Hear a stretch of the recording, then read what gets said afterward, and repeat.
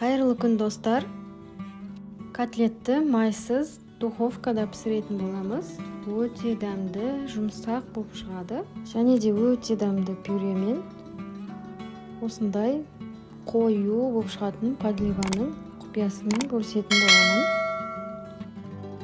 Ең алдымен тартылған етке пиязды саламыз. Үккіштен өткізілген картоп, бір жұмыртқа, бір ас қасық манная крупа салдым. Дәміне қарай тұз, бұрыш, сеуіп, жақсылап араластырамыз. Формаға пергамент қағазын жайып, котлеттерімізді формасын шығарып дайындап аламыз.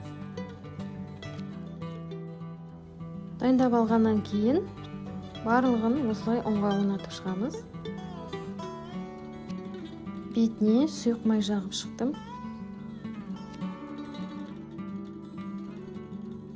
Қызып тұрған пеште 180 градуста 30-35 минуттай толықтай піскенше пісіріп аламыз. Пюрені дайындау үшін суға қайнатамыз, үстінен тұз салып жібердім. Подливасын дайындау үшін пияз бен сабызды қызарғанша қуырып аламын.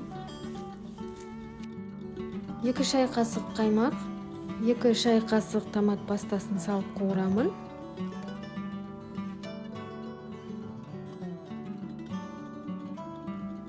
Екі стакан су құйдым.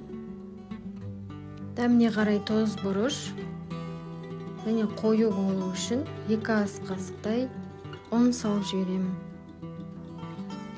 Қақпағын жауып, баяу отта 5 минуттай пісіремін.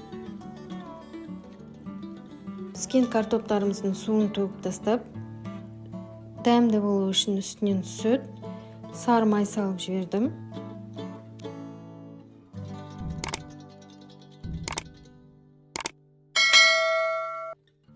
Пюреміз түйіршіксіз болып шығуы үшін мен осылай миксердің көмегімен езіп аламын. Тағамыз дайын болды. Подливасы осындай асханадағыдай қою болып шығады. Пюресі де, котлеті де өте дәмді, нәзік, сонда сочный болып шығады. Жасап көріңіздер.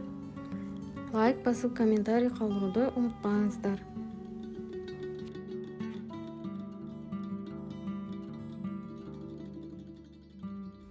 Барлығыңызға ас болсын. Сіздермен болған Айжан.